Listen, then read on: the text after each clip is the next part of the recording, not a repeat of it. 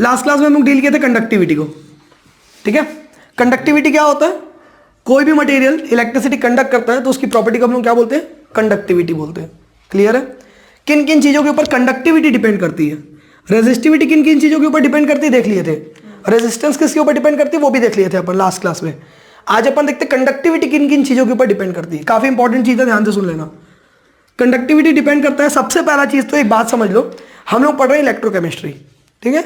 तो उसमें जो भी हम लोग यानी केमिस्ट्री पढ़ रहे हैं, तो कंडक्टिविटी मटेरियल को नहीं लेंगे हम लोग, समझ रहे हो। वायर नहीं चाहिए यहाँ पर क्या चाहिए अपने को, सॉल्यूशन में चाहिए, ठीक है। तो किसी भी सॉल्यूशन में कंडक्टिविटी कराने के लिए उस सॉल्यूशन में क्या डालते हैं अपन, इलेक्ट्रोलाइट। उस सॉल्यूशन में क्या डालते हैं अपन, इलेक्ट्रोलाइट, ठीक है। इलेक्ट्रोलाइट क्या होता है, वेरी गुड, जो आयंस पे टूटता है उसको क्या बोलते हैं अपन, इलेक्ट्रोलाइट बोलते हैं। इतना क्लियर हो गया, ठीक है। दो तरीके के इलेक्ट्रोलाइट होते हैं, ये भी अपन पढ़ चुके थे, स्ट्रॉन्ग इलेक्ट्रोलाइट और वीक इलेक्ट्रोलाइट। स्ट्रॉन्ग इलेक्ट्रोलाइट क्या होता है, जो पूरे आयंस में डिसोसिएट, वेरी गुड, जो कंप्लीटली आयंस में डिसोसिएट हो जाता है वो स्ट्रॉन्ग इलेक्ट्रोलाइट होता है। एग्जांपल के तौर पे क्या होगा स्ट्रॉन्ग इलेक्ट्रोलाइट का, बहुत बढ़िया, NaCl, KCl, ठीक है, ये सारे स्ट्रॉन्ग इलेक्ट्रोलाइट है। HCl भी चलेगा, HCl भी स्ट्रॉन्ग इलेक्ट्रोलाइट है। स्ट्रॉन्ग एसिड सारे स्ट्रॉन्ग इलेक्ट्रोलाइट होते हैं, ठीक। H2O में ही टूटेगा, ठीक है। वीक इलेक्ट्रोलाइट नहीं, वो मिक्स नहीं करना है, ठीक है, क्योंकि तुम लोग कुछ और में मिक्स करते हो फिर उसको। तो वीक इलेक्ट्रोलाइट क्या होता है, वीक इलेक्ट्रोलाइट क्या होता है, जो कंप्लीटली आयंस में डिसोसिएट नहीं होता, वेरी गुड, जो कंप्लीटली आयंस में डिसोसिएट नहीं होता, ठीक है। एग्जांपल क्या लेंगे अपन वीक इलेक्ट्रोलाइट का, वीक इलेक्ट्रोलाइट का एग्जांपल क्या लेंगे, ये ले भाई खुश, चल अब देख इधर, इसको नहीं करूंगा एडिटर। वीक इलेक्ट्रोलाइट क्या होता है, ऐसा इलेक्ट्रोलाइट जो कंप्लीटली आयंस पे नहीं टूटता, ठीक है। एग्जांपल के तौर पे अगर लेना चाहें तो अपन वीक एसिड, जैसे स्ट्रॉन्ग एसिड स्ट्रॉन्ग इलेक्ट्रोलाइट होता है, वीक एसिड वीक इलेक्ट्रोलाइट होगा, HI स्ट्रॉन्ग एसिड होता है, ठीक है। HI ऑर्गेनिक नहीं होता है, हाँ, ठीक। तो वीक इलेक्ट्रोलाइट क्या होगा तुम्हारा, वीक एसिड बोला मैं, जैसे कि तुम्हारा acetic acid, organic acid generally weak होते हैं, ठीक है। तो ऑर्गेनिक एसिड जितने मिलेंगे तुमको, तुम सबको डाल सकते हो किसमें, वीक इलेक्ट्रोलाइट की कैटेगरी में। ये सीन क्लियर है सबको, ठीक है। तो अब उसी को डालेंगे अपन, और फॉर्मिक एसिड, ठीक है, बट हाँ फॉर्मिक एसिड भी चलेगा, कोई दिक्कत नहीं है। तो अब कंडक्टिविटी किन किन चीज़ों के ऊपर डिपेंड करेगी, तो मैंने यहाँ पर ये समझा दिया कि यहाँ पर कंडक्टिविटी हमको लेना है सॉल्यूशन का, और किसी भी सॉल्यूशन पे जो कंडक्टिविटी होती है वो होती है बिकॉज ऑफ इलेक्ट्रोलाइट, ठीक है। और इलेक्ट्रोलाइट होता है दो टाइप का, स्ट्रॉन्ग इलेक्ट्रोलाइट और वीक इलेक्ट्रोलाइट। इतना क्लियर हो गया। तो अब ये बताओ मेरे को, कंडक्टिविटी किसकी वजह से हो रही है, आयंस की वजह से। तो आयंस ज्यादा होंगे तो कंडक्टिविटी ज्यादा होगी, कि कम होंगे तो ज्यादा होगी, ऑब्वियस बात है, आयंस ज्यादा होंगे तो कंडक्टिविटी ज्यादा होगी।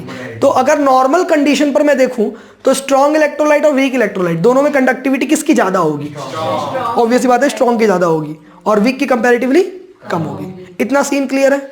यानी कि कंडक्टिविटी किन चीजों के ऊपर डिपेंड कर रहा है, सबसे पहला तो डिपेंड कर रहा है वो नेचर ऑफ इलेक्ट्रोलाइट, बहुत बढ़िया, नेचर ऑफ इलेक्ट्रोलाइट के ऊपर, ठीक है। किसके ऊपर डिपेंड कर रहा है, नेचर ऑफ इलेक्ट्रोलाइट के ऊपर, कि किस टाइप का इलेक्ट्रोलाइट डल रहा है, उसके नेचर के ऊपर डिपेंड करेगा उसकी कंडक्टिविटी। अगर स्ट्रॉन्ग डल रहा है तो, कि वीक डल रहा है तो, कैसे वेरी करेगा देख लिया अपन अभी। फिलहाल और आगे बढ़ेंगे अपन तो और उसको डील करेंगे कि कैसे कैसे होता है वो करके, ठीक है। और किस चीज के ऊपर डिपेंड करती है, टेम्परेचर, बहुत बढ़िया, टेम्परेचर के ऊपर डिपेंड करती है।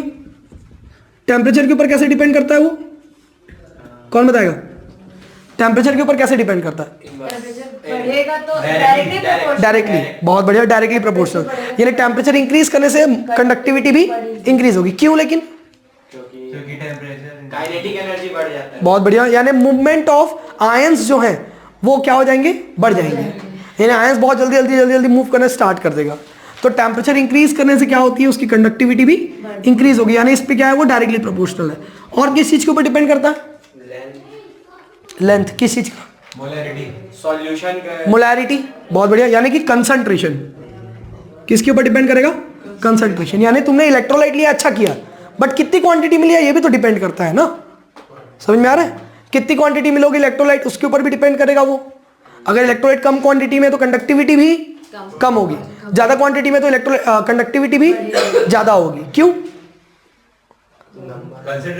बहुत बड़े नंबर ऑफ आयंस की वजह से, ठीक है, per unit volume number of ions की वजह से, पर यूनिट वॉल्यूम पे नंबर ऑफ आयंस जितना बढ़ते जाएगा कंडक्टिविटी भी क्या होती जाती है, बढ़ते जाती है, ठीक है।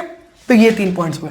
और किस चीज के ऊपर डिपेंड करता है, कुछ आइडिया किसी को? एरिया ऑफ वो जो कंटेनर, यानी वॉल्यूम कितना ले, तो वो कंसंट्रेशन के अंदर ही काउंट कर लेंगे अपन, और कुछ ऐसा नहीं लेते फिर इसको अपन। चलो तो अब इस पे आगे बढ़ते हैं। आज का अपना टर्म स्टार्ट करते हैं मोलर कंडक्टिविटी से पहले।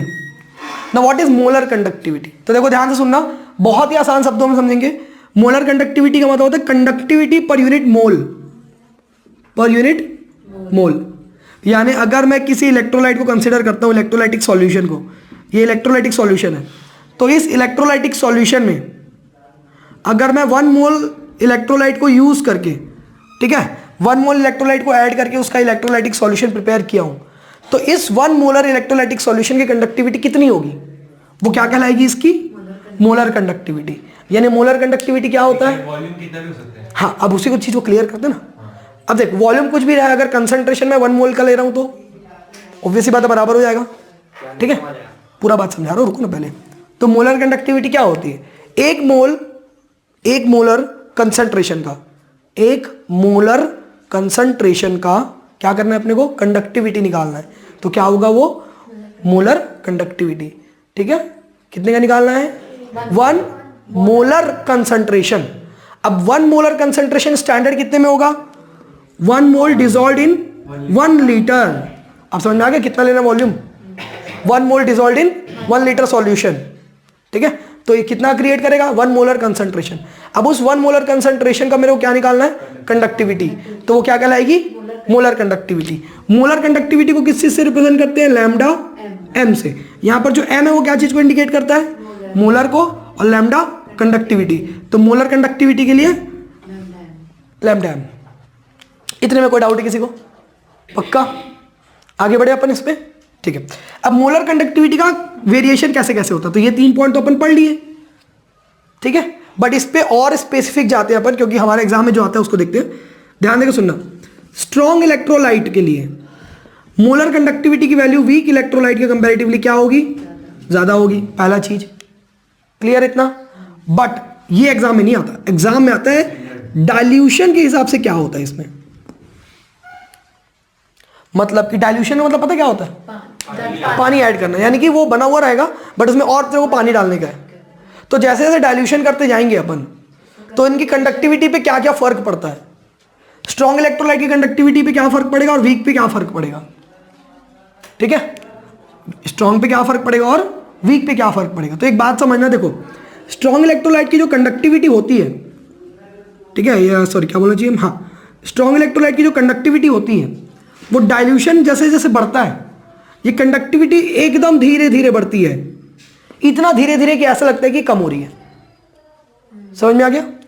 जबकि वीक इलेक्ट्रोलाइट की कंडक्टिविटी डाइल्यूशन इंक्रीज होने से इंक्रीज होती है। क्यों? वीक इलेक्ट्रोलाइट क्या होता है बोला था मैं? जो पूरा डिसोसिएट नहीं होता, पूरा नहीं टूटता। अगर और पानी डालूंगा तो वो और टूटेगा, जो बचा है वो और टूट जाएगा। तो उसके आयंस तो बढ़ गए ना उल्टा। इसीलिए वीक इलेक्ट्रोलाइट की जो कंडक्टिविटी होती है वो डाइल्यूशन के साथ साथ क्या होती है? इंक्रीज होती है। ये काफी इंपॉर्टेंट पॉइंट है, ये एग्जाम में आता है। ठीक है, हाँ, इसका ज्यादा बढ़ता है, इसका मस्त से इंक्रीज होता है, इसका बहुत धीरे धीरे होता है, बहुत धीरे धीरे, इतना धीरे कि ऐसा अपीयर होगा कि वो क्या हो रहा है? कम हो रहा है। ठीक है, अगर इसका ग्राफ प्लॉट करें, ग्राफ से पहले इसके इक्वेशन को ध्यान देना। स्ट्रॉन्ग इलेक्ट्रोलाइट का जो चेंजेस होता है, यानी उसका लिमिटिंग मोलर अच्छा, एक बात बताता हूँ, ध्यान देकर सुनना। हम लोग नॉर्मल केस में क्या समझते हैं अब इसको, अगर तो डाइल्यूशन इंक्रीज करने से मोलर कंडक्टिविटी क्या होगी? इंक्रीज होगी। दोनों में अप्रोक्सीमेटली इंक्रीज ही हो रही है, भले से थोड़ी इंक्रीज हो रही है लेकिन हो रही है ना, ज़्यादा इंक्रीज हो रही है, इंक्रीज तो हो रही है। तो डाइल्यूशन इंक्रीज करने से मोलर कंडक्टिविटी क्या होती है? इंक्रीज होती है। ये पॉइंट क्लियर है? डाइल्यूशन बढ़ाने से मोलर कंडक्टिविटी बढ़ेगा, और डाइल्यूशन बढ़ा दिया तो और बढ़ेगा, और बढ़ा दिया तो और बढ़ेगा। तो मैं इसको बढ़ाते बढ़ाते बढ़ाते बढ़ाते लेके कहाँ तक पता है? इनफाइनाइट डाइल्यूशन पे, मतलब कि भयानक पानी जानने वाला है। ठीक है, इतना पानी की समझ लो कि बहुत ज़्यादा, बहुत ज़्यादा। अब क्या ही बोले, इतना ज़्यादा कि तालाब में तुम जाके 1 चम्मच शक्कर घोल दिए, शक्कर तो इलेक्ट्रोलाइट नहीं है, नमक घोल दिए। ठीक, इतना पानी में घोले अपन उसको, इलेक्ट्रोलाइट को, मतलब उसकी कंडक्टिविटी कितनी ज़्यादा होगी? तो बहुत ज़्यादा होगी, अपने मैक्सिमम पे होगी। तो डाइल्यूशन को बढ़ाते बढ़ाते कहाँ तक ले गए अपन? इनफाइनाइट पे। तो मोलर कंडक्टिविटी बढ़ते बढ़ते अपने मैक्सिमम पे पहुंच जाएगी। उस मैक्सिमम मोलर कंडक्टिविटी को क्या बोलते हैं? लिमिटिंग मोलर कंडक्टिविटी, जिसको या तो तुम लैम्डा एम इन्फिनाइट से रिप्रेजेंट करते हो और या तो लैम्डा एम नॉट से रिप्रेजेंट करते हो। ठीक है, ये क्या चीज को इंडिकेट करता है? लिमिटिंग मोलर कंडक्टिविटी, यानी कि क्या होता है? Molar conductivity eight infinite dilution. Limiting molar conductivity क्या होता है? Molar conductivity eight infinite dilution. जब बहुत ज़्यादा पानी डाल देंगे, बहुत सारा डाइल्यूशन कर दिए इनफाइनाइट तक, उसके बाद फर्दर डाइल्यूशन नहीं हो सकता, तो उतने डाइल्यूशन पे जो मोलर कंडक्टिविटी निकलेगी उसी को क्या बोलेंगे अपन? इनफाइनाइट, सॉरी, उसे क्या बोलेंगे? Limiting molar conductivity. क्लियर हुआ ये चीज? उसका कंडक्टिविटी ज्यादा होगा कि इनका कंडक्टिविटी ज्यादा होगा एज कम्पेयर टू दिस, क्योंकि यही बढ़ते बढ़ते यहाँ तक गया है। सर लेकिन अगर एक तालाब में अगर आप थोड़ा सा नमक डालोगे तो फिर तो कुछ होगा ही नहीं ना उसमें, इतना एयर्स तो रहेगा नहीं, कंडक्टिविटी हो जाएगी लेकिन ना, इंक्रीज हो रही है कंडक्टिविटी अपने मैक्सिमम पे। मतलब एक्चुअल में सीन ये रहता है कि देखो, एक तालाब में 1 चम्मच नमक डालने का मतलब ये नहीं कि तालाब पहले से उसमें नमक डाल दो। सीन ये है, 1 चम्मच नमक का पहले तुम मोलर कंसंट्रेशन क्रिएट करो, फिर धीरे धीरे उसमें पानी डालते हो डालते हो डालते हो डालते हो डालते हो डालते हो, एक समय आएगा कि उसकी कंडक्टिविटी मैक्सिमम रीच कर जाएगी। उसका डाइल्यूशन करने से उसकी कंडक्टिविटी पे कोई फर्क नहीं पड़ेगा। वही उसकी क्या है? Limiting molar conductivity. समझ में है? तालाब में नमक के डालना है, नमक में तालाब डालना है। हाँ, ऐसे ही तरीके से बोल सकते हैं। ठीक है। तो ये क्लियर हो गया? तो ये तुम्हारा लिमिटिंग मोलर कंडक्टिविटी। इतना कॉन्सेप्ट क्लियर है? लिमिटिंग का ज्यादा रहता है। लिमिटिंग की वैल्यू हमेशा ऑब्वियस सी बात है मोलर से ज्यादा होगी, क्योंकि मोलर ही बढ़ते बढ़ते यहां तक जा रहा है। अच्छा, अब इनके वेरिएशंस कैसे कैसे होते हैं? तो स्ट्रॉन्ग इलेक्ट्रोलाइट का जो वेरिएशन है लिमिटिंग मोलर कंडक्टिविटी को लेकर, उसको कौन समझाया है? डी हकल ओनसागर इक्वेशन दिया था। ओनसागर है, डी हकल ओनसागर इक्वेशन दिया था एक तो स्ट्रॉन्ग इलेक्ट्रोलाइट के लिए। क्या इक्वेशन था वो? इक्वेशन था कि जो लिमिटिंग मोलर कंडक्टिविटी होगी, ध्यान देकर सुनो इधर, जो वेरिएशन होगा तो वो क्या होगा? लिमिटिंग मोलर कंडक्टिविटी से क्या निकलेगा? ज्यादा निकलेगा कि कम निकलेगा? अरे मोलर कंडक्टिविटी का जो वेरिएशन आएगा लिमिटिंग मोलर कंडक्टिविटी से, वो कम आएगा कि ज्यादा आएगा? कम आएगा, ऑब्वियस सी बात है, क्योंकि ये मैक्सिमम है। तो यहाँ पर क्या जुड़ेगा? माइनस। ए कांस्टेंट है और रूट से यहाँ पर क्या है? सी। हाँ, सी यहाँ पर क्या चीज रिप्रेजेंट कर रहा है? कंसंट्रेशन को। क्लियर हुआ ये पॉइंट? अब इसको तुम चाहो तो इसका ग्राफ कैसे प्लॉट करोगे? स्ट्रेट लाइन इक्वेशन याद है? y is equals to M X plus C.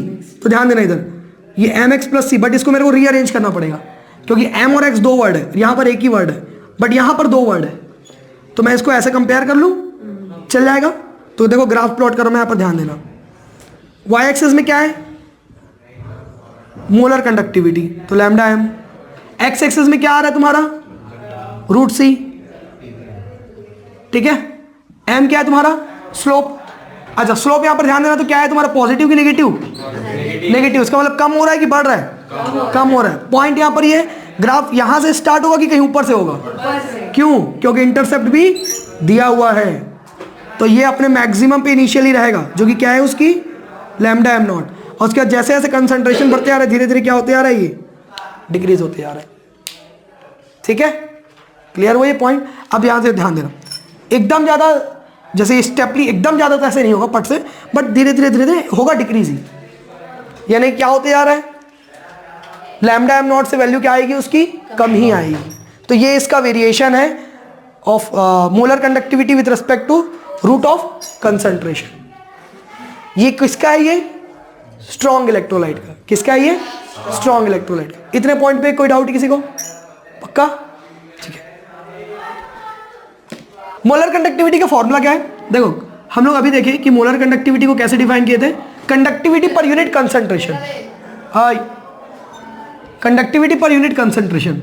Conductivity को हम लोगों ने ऑलरेडी डिफाइन कर चुका है, कापा से बोलते हैं करके। पर यूनिट कंसंट्रेशन यानी कि पर यूनिट मोलर कंसंट्रेशन यानी अपॉन सी। सी यहाँ पर क्या चीज को रिप्रेजेंट कर रहा है? कंसंट्रेशन। चलो जान दो। तो मोलर कंडक्टिविटी क्या होती है? कंडक्टिविटी पर यूनिट कंसंट्रेशन यानी कापा अपॉन सी। अब एक बात समझना, इसका एक और फॉर्मूला होता है, lambda M is equals to kappa into 1000 upon C. कई बुक में सी को एम भी लिखा होगा, कैपिटल एम, ध्यान रखना। मतलब दोनों का सेम ही होता है।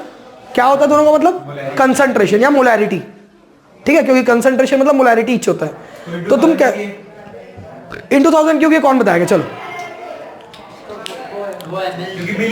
बहुत बढ़िया, क्योंकि एक में होता है तुम्हारा ml में और एक में क्या लेते हैं फिर अपन लीटर में। यानी सिंपल भाषा में अगर देखा जाए वॉल्यूम को अगर ml लीटर में ना लेकर मीटर वीटर में काउंट करें तो एक मीटर में होगा और एक सेंटीमीटर में होगा, बस वही होता है। ठीक है, ये पॉइंट क्लियर हुआ इतना। नेक्स्ट क्या है तुम्हारा, इसी का वेरिएशन फॉर वीक इलेक्ट्रोलाइट। अब ध्यान दो इधर, जैसे स्ट्रॉन्ग इलेक्ट्रोलाइट के लिए बता रहा हूं एक मिनट, स्ट्रॉन्ग इलेक्ट्रोलाइट के लिए अंडर रूट ऑफ सी और लैम्डा एम यानी मोलर कंडक्टिविटी का वेरिएशन कैसा था, स्ट्रॉन्ग इलेक्ट्रोलाइट के लिए डिक्रीजिंग ग्राफ था। वीक इलेक्ट्रोलाइट के लिए क्या होगा ये चीज। अब एक बात समझना, यहां पर प्रॉपर वेरिएशन नहीं होता। सीन यहां पर क्या होता है, पहले सडन डिक्रीज हो जाएगा फिर बाद में धीरे धीरे क्या होता है ये ऐसे बढ़ता है। यानी एक पॉइंट आने के बाद क्या हो जाएगा, वो कांस्टेंट हो जाएगा। एक पॉइंट आने के बाद क्या हो जाएगा, वो कांस्टेंट हो जाएगा। क्लियर। हाँ, डेल एम नॉट कहाँ होगा, कहाँ होगा बताइए। अच्छा ठीक है, डेल एम नॉट होता क्या है, मोलर कंडक्टिविटी। यानी कि नहीं वो तो ठीक है, बट एक बात समझ, लिमिटिंग मोलर कंडक्टिविटी किस पॉइंट पे निकालते हैं, इनफाइनाइट डाइल्यूशन, यानी कंसंट्रेशन सबसे कम। ठीक। और कुछ पॉइंट छूटा उसका ऐसा ही किसका, मोलर कंडक्टिविटी। मोलर कंडक्टिविटी, अच्छा इसका फॉर्मूला का ऐसे यूनिट क्या बनेगा इनका, semen centimetre square mole inverse. ठीक है, तो ये क्या होगा तुम्हारा सीमन सेंटीमीटर स्क्वायर पर मोल। पर मोल क्यों जुड़ा है आई थिंक पता हो गया तुम लोगों को। ठीक है, और सीमन सेंटीमीटर स्क्वायर वो उसका यूनिट हो गया, सीमन सेंटीमीटर स्क्वायर पर मोल। हाँ बोल बेटा। ओम इनवर्स को सीमन बोलते हैं। हाँ ठीक।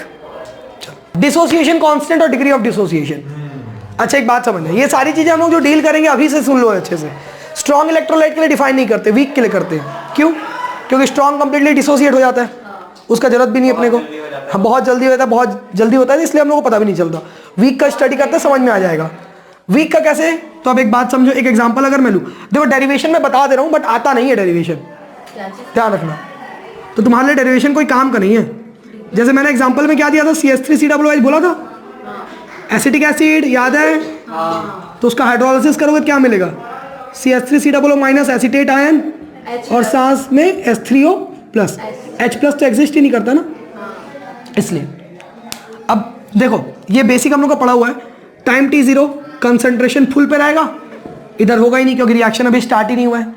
इक्विलिब्रियम पे आने के बाद क्या होगा, इसमें से C अल्फा डिग्रेड हो जाता है, कम हो जाता है, और वही उतना ही क्या होता है बनता है C अल्फा। बचता कितना इधर C minus C alpha. Equilibrium constant K निकालेंगे, क्या निकलेगा अपने को, कंसंट्रेशन ऑफ प्रोडक्ट क्या है प्रोडक्ट में, CH3COO माइनस और क्या है H3O plus upon concentration of reactant. Reactant में क्या है CH3COOH। तो यहां से क्या मिलेगा अपने को, K इक्वल्स टू, इसकी वैल्यू कितनी है C अल्फा, इसको ना राउंड करके डाल देते हैं अब, ठीक है। इसकी वैल्यू कितनी है C अल्फा होल अपॉन, इसकी वैल्यू कितनी है C माइनस C अल्फा। तो इसमें C कॉमन निकाल सकते हैं अपन, तो क्या निकलेगा K is equals to C into C का हो गया C square, alpha into alpha alpha square upon C into 1 minus alpha. C cut गया यहाँ से, क्या मिला K is equals to C alpha square upon 1 minus alpha. अब एक बात समझना, K क्या है, इक्विलिब्रियम कांस्टेंट। बट हम लोग किस चीज के लिए डिस्कस कर रहे हैं इसको ना, डिसोसिएशन के लिए डिस्कस कर रहे हैं। किसके लिए डिस्कस कर रहे हैं, डिसोसिएशन के लिए। इसलिए इसको क्या बोलते हैं अपन, बहुत बढ़िया, डिसोसिएशन कांस्टेंट। इसको क्या बोलेंगे अपन, डिसोसिएशन कांस्टेंट। कोई पॉइंट इतने में, ठीक है। Now what is alpha here, alpha एक नया वर्ड दिख रहा है मेरे को, अल्फा क्या है, तो यही है तुम्हारा बहुत बढ़िया degree of dissociation. Degree of dissociation क्या होता है, सेकंड चैप्टर में भी पढ़े थे। डिग्री ऑफ, बहुत बढ़िया, डिग्री ऑफ डिसोसिएशन ये बताता है कि कितना परसेंटेज उसका डिग्रेड हुआ है, कितना परसेंटेज टूटा है उसका। 100 मॉलिक्यूल डाले तो 100 का 100 टूट गया क्या, तो कितना टूटा है वो क्या बताएगा उसका डिग्री ऑफ डिसोसिएशन। ठीक है, वेरी गुड। सी क्या इंडिकेट करता है यहां पर, कंसंट्रेशन को। सी क्या चीज को इंडिकेट कर रहा है? कंसंट्रेशन को। ठीक है, चलो अब एक बात बता रहा मेरे को, यहां पर डिसोसिएशन किसका लिए अपन? एसिड का, वो भाड़ में जाए। वीक इलेक्ट्रोलाइट की स्ट्रॉन्ग इलेक्ट्रोलाइट, तो डिसोसिएशन ज्यादा होगा कि कम होगा? कितना कम होगा? बहुत कम। तो उस बहुत कम की वजह से क्या होगा, ये जो 1 माइनस अल्फा है उसकी वैल्यू अप्रोक्सीमेटली क्या हो जाएगी? 1। क्यों? क्योंकि वो बहुत कम डिसोसिएट हुआ है। तो यहां से क्या मिलेगा तुमको? K is equals to C times alpha square. ठीक है, यहां से डिग्री ऑफ डिसोसिएशन निकालना है तुमको, तो alpha square is equals to K upon C, और alpha is equals to whole root of K upon C। Now what is K here? Dissociation constant. What is C here? Concentration. What is alpha? Degree of dissociation. Clear हो गया? अब exam में question इसका नहीं आता, question आएगा, ध्यान से सुनना, इसमें कंफ्यूज करने के लिए। ये क्या है? ये कंसंट्रेशन। अब तुम मेरे को एक बात ये समझाओ, कंसंट्रेशन और वॉल्यूम में क्या रिलेशन है? इनवर्स रिलेशन है। मतलब अगर वॉल्यूम बढ़ेगा तो कंसंट्रेशन, ऑब्वियस सी बात है, यानी कि कंसंट्रेशन और वॉल्यूम का इनवर्स रिलेशन है। तो अगर यहाँ पर मैं वॉल्यूम डालूंगा तो 1 अपॉन वॉल्यूम आएगा और वॉल्यूम ऊपर चल देगा। तो क्या मिला मेरे को यहाँ से? Alpha equals to root over KV. ठीक है, केवी। अब ये के क्या है? कांस्टेंट, तो ये हट गया। तो alpha will be directly proportional to root V. K क्या है? कांस्टेंट है, तो कांस्टेंट हटा दी। जैसे प्रोपोर्शनल हट के कांस्टेंट जुड़ता है, तो कांस्टेंट हटा के प्रोपोर्शनल जोड़ दिया अपन। तो यानी डिग्री ऑफ डिसोसिएशन जो है वो किसके डायरेक्टली प्रोपोर्शनल है? स्क्वायर रूट ऑफ वॉल्यूम के। हाँ, रूट ऑफ वी, यानी रूट ऑफ वॉल्यूम। ठीक है, अब यहाँ पर क्या समझना, ध्यान से सुनो इधर, ये एग्जाम में क्वेश्चन आता है। अब ये जितना हम लोग कांड किए, ये एक्चुअल में 11th क्लास का नाम था, इसका Oswald dilution law. How? Oswald dilution law. अगर तू ऐसे डाउट पूछेगा तो मैं कैमरे में घुस बुला कर मारूंगा। ठीक, ओसवाल्ड डाइल्यूशन लॉ। ठीक, ये क्या पढ़े अपन? Ostwald dilution law. Second chapter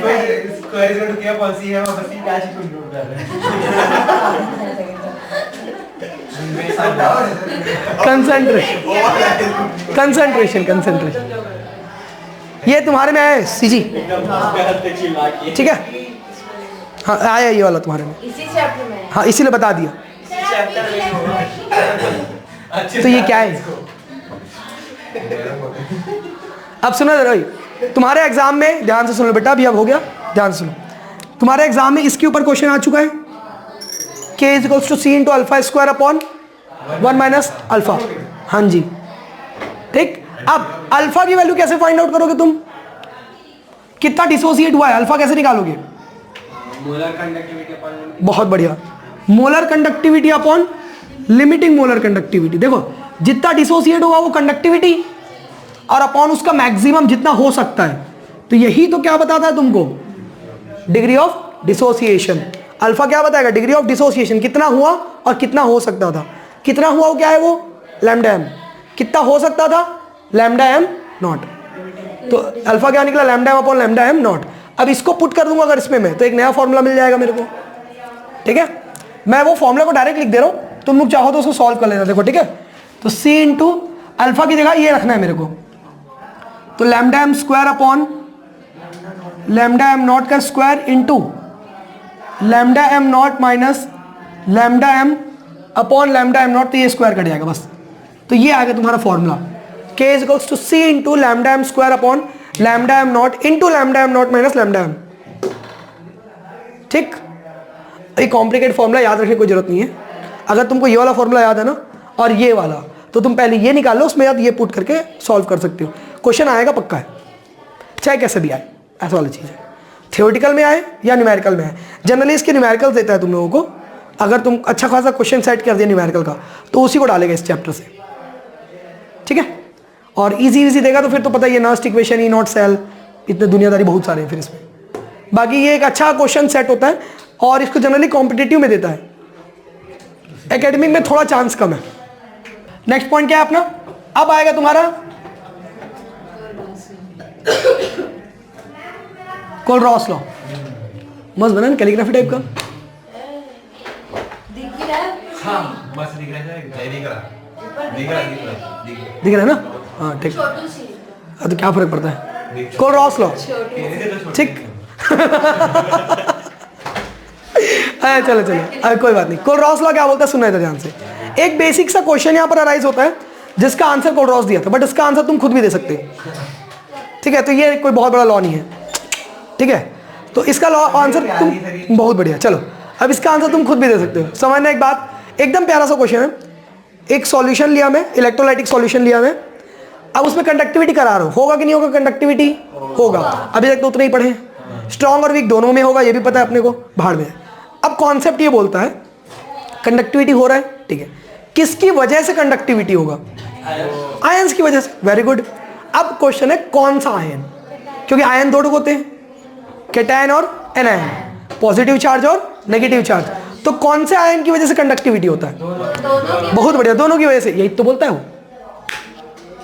यानी कि किसी भी इलेक्ट्रोलाइटिक सॉल्यूशन की जो कंडक्टिविटी होती है वो दोनों आयंस की कंडक्टिविटी का समेशन होती है। जितना प्लस कर रहा है उसकी कंडक्टिविटी, जितना माइनस कर रहा है उसकी कंडक्टिविटी, दोनों को जोड़ दो तो क्या मिलेगा तुमको? कोलरॉस लॉ। क्लियर हुआ?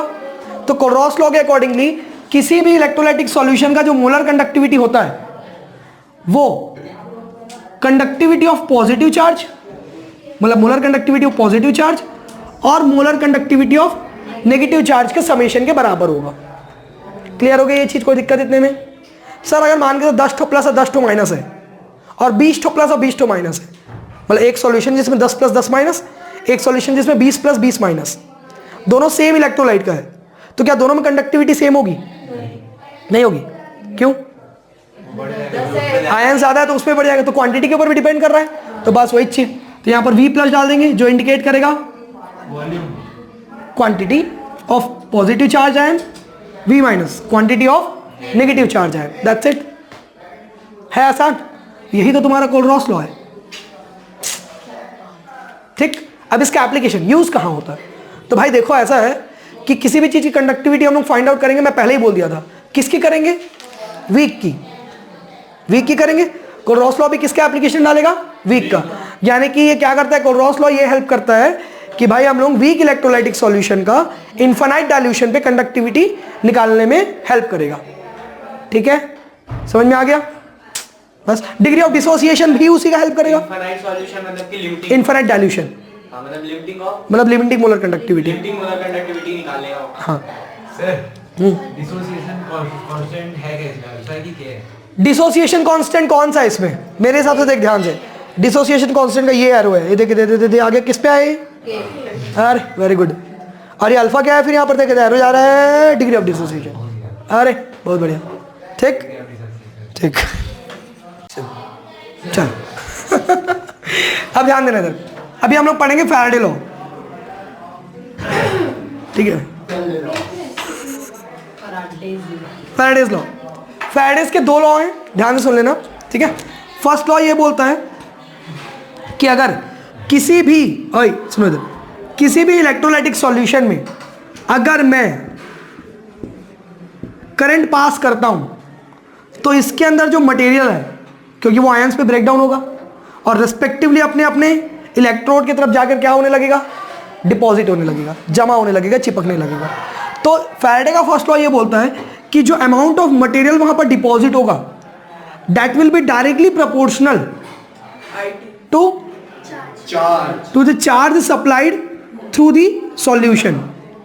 मतलब कि जितना ज्यादा तुम उसमें चार्ज सप्लाई करोगे उतना ज्यादा उसमें क्या होगा? मटेरियल वहां पर डिपॉजिट होगा, ठीक है। यहां पर क्यू क्या चीज को इंडिकेट कर रहा है? चार्ज को इंडिकेट कर रहा है कि कितना तुमने वहां पर चार्ज सप्लाई किया है। अब सबको पता है चार्ज का एक और फॉर्मूला होता है। वैसे अगर मैं प्रोपोर्शनल को हटा के कांस्टेंट जोड़ दूं तो लेट इट बी के का वैल्यू सॉल्व आउट किए तब जाके पता चला कि के नहीं है, क्या है? जेड है तुम्हारा। तो W equals to Z Q क्या होता है? Since Q is equals to IT, तो यहाँ पर प्रूव कर दे इसको, तो W is equals to Z. W क्या है? मटेरियल और the weight of the substance being deposited, ठीक है। Z क्या है? Z क्या है? नाम बता जल्दी। जेड जेड जेड, अच्छा, बहुत बढ़िया। इलेक्ट्रोकेमिकल इक्विवेलेंट, आई क्या है?